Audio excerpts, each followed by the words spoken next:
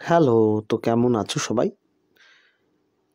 সম্পন্ন ক্যাফে কলকাতায় হয়েছে চিড়িয়াখানা বা শীতকালে বিভিন্নভাবে ঘোরার জায়গাগুলোতে পার্কিংয়ের সমস্যার সমাধানের উদ্দেশ্যে।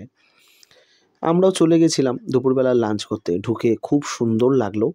দারুণ কলকাতা এবং বাঙালিয়ানার একটা থিম দেখতে পাওয়া গেল।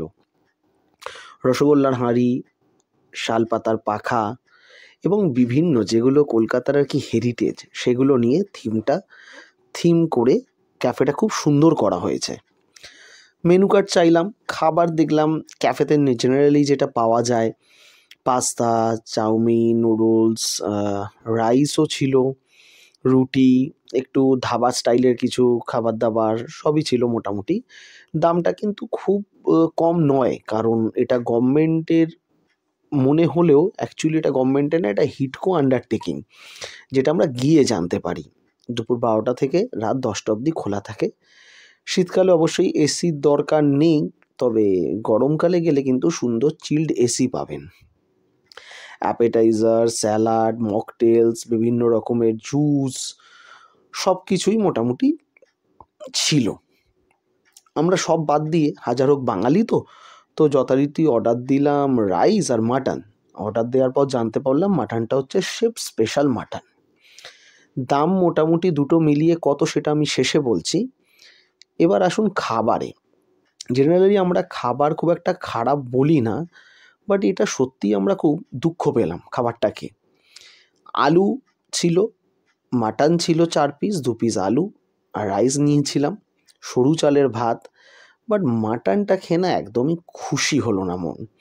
মানে শেফ স্পেশাল বলছে, বাট এটা যদি শেফের স্পেশালিটি হয় তাহলে শেফ বাকি রান্না কী করবে, আমি সেই রিস্কে আর হয়তো যাব না কোনো দিন। যথারীতি ভাত পরিবেশন করে দিল। পরিবেশনও খুব ভালো আমি বলবো না, মানে প্রচণ্ডই স্লো অ্যান্ড মানে কীরকম একটা লাগলো। ভাতটা খুব ভালো ছিল, দামটা একটু বেশি বটে।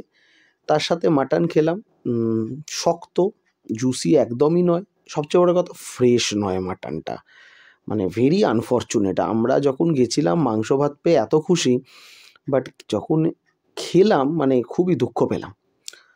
আপনারা কখনো গেছেন? আপনাদের এক্সপিরিয়েন্স কী বলে? আমি রং হতে পারি, সেটা কমেন্টে জানাবেন অবশ্যই। না জানলে আমি জানতে পারবো না। আমাদের বেসিক্যালি এরকমই অভিজ্ঞতা এই খাবারটা খেয়ে। বাকি অনেক খাবারই পাওয়া যায়। আপনারা যদি কিছু খেয়ে থাকেন, টাইম স্পেন্ড করে থাকেন, কখনো এখানে আসতে পারেন, অবশ্যই জানাবেন। পার্কিংয়ের সুব্যবস্থা আছে, আপনি যদি গাড়ি নিয়ে যান, আমরা টু হুইলার নিয়ে গেছিলাম, সেখানে 10 টাকা পার আওয়ার। তো খেয়ে আরামসে 10 টাকা দিয়ে বেরিয়ে আসতে পারবেন। রেস্ট ঠিক আছে, অ্যাম্বিয়েন্স সব কিছু ঠিক আছে, বাট খাবারের গুণগত মান আমার খুব একটা ভালো লাগেনি, সেটা আমরা জানিয়েওছি। এদের আসলে ক্যাটারিং চেঞ্জ হয়, জানি না, হোপ ফর দ্য বেস্ট, হয়তো ভবিষ্যতে ভালো খাবার পাওয়া যাবে। সব মিলিয়ে বিল হয়েছিল নিয়ার অ্যাবাউট 700।